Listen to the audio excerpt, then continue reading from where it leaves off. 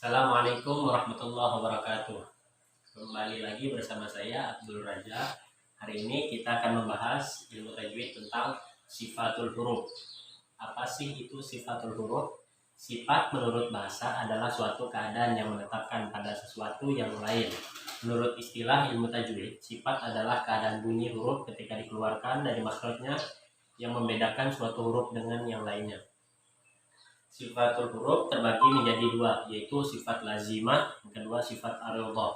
Sifat lazimah yaitu adalah huruf yang tidak ada terpisah dari huruf tersebut. Apabila kita meninggalkan atau mengubah sifat huruf lazimah, maka dapat menyebabkan lahan jali atau kesalahan yang ketika membacanya dapat mengubah arti. Yang kedua sifat aridhah adalah sifat yang tidak berhubungan dengan zat huruf dan dapat dipisahkan dari arti dari hurufnya. Artinya sifat tersebut terkadang terapkan, kadang dihilangkan. Contohnya sifat aridhah yaitu izhar, idgham, takhfi atau lain sebagainya. Yaitu jika tidak diterapkan maka akan lahan khaufi, yang kesalahan tidak merusak makna. Ya, jadi pada saat ini kita akan membahas tentang sifat lazimah. Sifat lazimah terbagi menjadi dua, yaitu sifat yang berlawanan, kemudian sifat yang tidak berlawanan. Yang pertama sifat yang berlawanan. Sifat yang berlawanan, satu, jahar. Apa sih itu jahar? Jahar artinya tampak atau terang. Huruf bersifat jahar adalah membunyikan huruf tertentu tanpa berdesis atau tidak berhembus. Huruf jahar sebanyak 19 huruf yang terkumpul pada bait Roma, wazna, qari'in, di ghod, jab, qalaba, yaitu ain, zod, mim, waw, zai, nun, qaf, alif, ra, hamzah, zai, dal, ya, ghain, dod, jim, dal, qaf, lam, dan ba. Cara membunyikannya itu contohnya zazi, zu, baz, bazza, za. Kemudian jaji, ju, baj, bajja. Kemudian zozi, zubaz, bazzo. Kemudian sifatul huruf, sifat lazimah yang tidak berlawanan yang kedua, hamas. Hamas atau mahmus artinya samar atau tidak terang. Huruf bersifat hamas adalah membunyikan huruf tertentu dengan berdesis atau bernapas. Huruf hamas ada 10 bacaan yang terangkum dalam kata fahatsahu shakhsan sakat. Itu fa, ha, fa, ha, shin, kho, shod, sin, kaf, dan ta. Hurufnya itu contohnya saja sya, shod, dan fa. Sya, shi, shu, bash, basya. So, swi, su, bas, basso. Fa, fi, fu, baf, baffa. Kemudian yang ketiga, yang sifat lazim yang berlawan yang ketiga, syiddah. Syiddah artinya kuat. Huruf syiddah adalah membunyikan huruf tertentu dengan suara tertahan atau dihentikan dan huruf itu jelas sekali dimatikan sukun. Huruf syiddah ada 8 macam yang terangkum dalam kalimat ajidu, otu, bakat. Hamzah, jim, dal, qaf, ta, ba, kaf, dan ta. Contohnya qatiqu, baqo, baqo. Kemudian kaki, kubak, bak, bako, bakka, ya. Kemudian kaki, kubat, batta. Yang keempat, sifat lazimah yang berlawanan yaitu rakhwah. Rakhwah atau rikhwah artinya lunak atau kendor. Huruf bersifat rakhwah adalah membunyikan huruf tertentu dengan suara lepas tidak tertahan, itu mengalir. Adapun huruf rakhwah sebanyak 15 huruf, yaitu kho, za, ghain, sa, ha, zo, fa, bo, shin, waw, shod, zai, ya, sin, dan ha.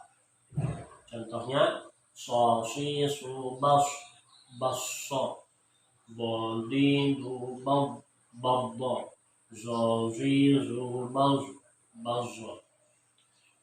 Kemudian sifat lazimah yang berlawanan yang kelima yaitu isti'la. Isti'la artinya naik atau terangkat. Huruf bersifat isti'la adalah membunyikan huruf tertentu dengan mengangkat pangkal lidah ke langit-langit mulut, sehingga dengan cara itu suara menjadi lebih tebal. Huruf yang bersifat isti'la itu terdapat 8 macam terangkum dalam kalimat khussa, dodin, iz. Kho, sod, dod, ghail, to, qaf, dan dha. Contohnya zazi, zuru, bazzo, khaqi, khubakh, bakho, bad, bad, baddo. Seperti itu. Kemudian sifat lazimah yang berlawanan pada poin ke-6 itu istifal. Istifal artinya turun. Huruf bersifat istifal adalah membunyikan huruf tertentu dengan menurunkan pangkal lidah ke dasar mulut sehingga suara menjadi lebih ringan. Huruf istifal sebanyak 22 huruf, yaitu sa, ba, ta, ain, zai, mim, nun, ya, jim, waw, da, ha, ra, fa, ha, hamzah, dal, sin, lam, shin, kaf, dan alif. Contohnya ma, mi, mu, bam, bamma, yaitu sya, shi, shu, bash, basya, sa, si, su, bas, basa. Kemudian sifat lazimah yang berlawanan pada poin ke-7 yaitu itbaq. Itbaq artinya melekat. Huruf bersifat itbaq adalah menyekat huruf tertentu dengan melekatkan lidah pada langit-langit mulut ketika mengucapkan huruf atau melengkungkan keliling lidah ke langit-langit yang menjadikan suara huruf lebih tebal. Huruf itbaq sebanyak 4 macam, yaitu shod, bo, to, dan zo. Contohnya bo, bi, du, bag, bagdo, to, ti, tu, bag, bagto, so, si, su, bas, basso. Huruf itbaq merupakan bagian huruf isti'la sehingga cara membunyikannya pun sama, namun pada huruf isti'la yang tergolong huruf itbaq maka cara membunyikan lebih tebal dari huruf isti'la yang lainnya. Dengan demikian huruf isti'la dibagi menjadi 4 bagian, yaitu paling atas terangkat sehingga suara paling besar, kedua agak terangkat ke atas, agak yang ketiga agak diturunkan ke dasar mulut, yang keempat paling bawah dasar mulut. Kemudian sifat lazimah yang berlawanan pada poin ke-8 yaitu infitah. Infitah artinya terbuka huruf. Bersifat infitah adalah membunyikan huruf tertentu dengan lidah meregangkan dari langit-langit mulut ketika mengucapkan huruf atau tidak melengkungkan keliling lidah ke langit-langit sehingga suara menjadi kecil. Huruf infitah sebanyak 25 huruf, yaitu dalam kalimat man akhadha wajada sa'atan fazaka haqqu lahu syurbu dhaifin.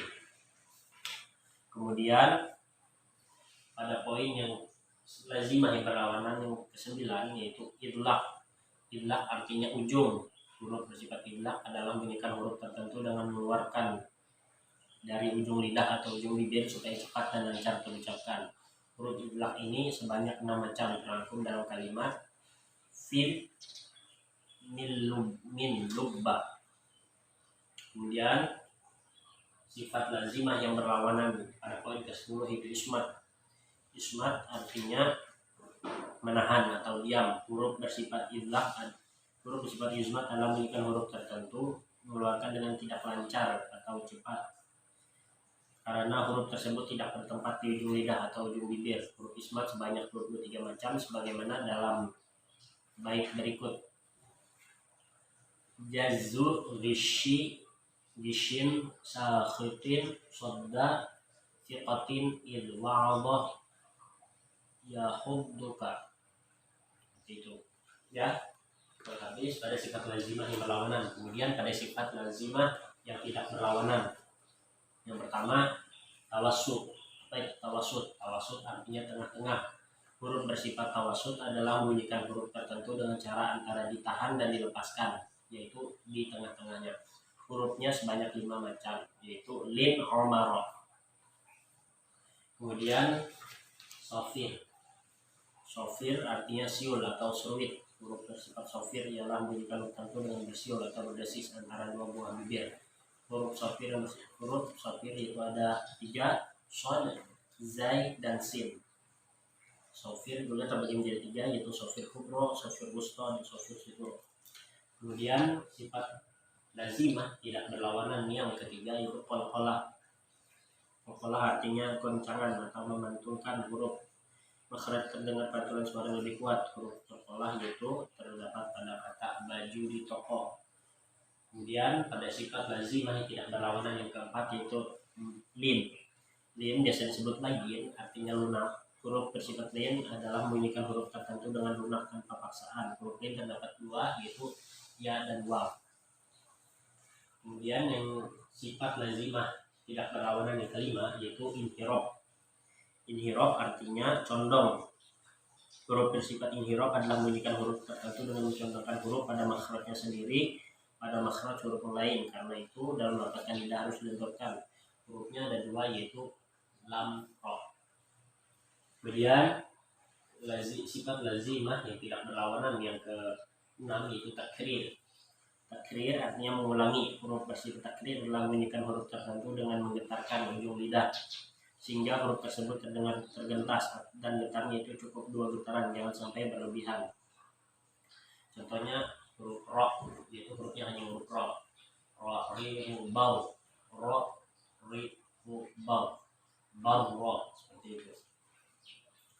Kemudian yang poin yang ketujuh pada sifat lazimah yang tidak berlawanan itu tafashi. Apa sih itu tafashi? Tafashi artinya meluas atau tersebar. Huruf tersebut bersifat tafashi adalah membunyikan huruf tertentu dengan cara menyebarkan angin dalam mulut ketika mengucapkan hurufnya. Adapun huruf tafashi itu shin. Contohnya sya, shi, syu, bash, basya. Ada yang tafashi itu, ada yang tafashi kubro, tafashi wusta, dan tafashi sugro. Kemudian yaitu gunnah. Gunnah itu artinya berdengung. Hurufnya yaitu ada dua, mim dan nun. Sudah kita bahas di tadabbur berikut sebelumnya. Kemudian ada juga yang bernama istaqalah. Istaqalah memanjangkan huruf. Huruf bersifat istaqalah adalah huruf membunyikan huruf tertentu dengan memanjangkan suaranya dari permulaan tepi lidah hingga penghabisan lidah sampai bersambung dengan makhraj lam. Huruf istaqalah hanya bo, bo, di bau, bau. Jadi itu saja. Mungkin itu pada pembahasan kali ini tentang sifatul huruf. Dan terima kasih. Akhirul kalam. Saya ucapkan assalamualaikum warahmatullahi wabarakatuh.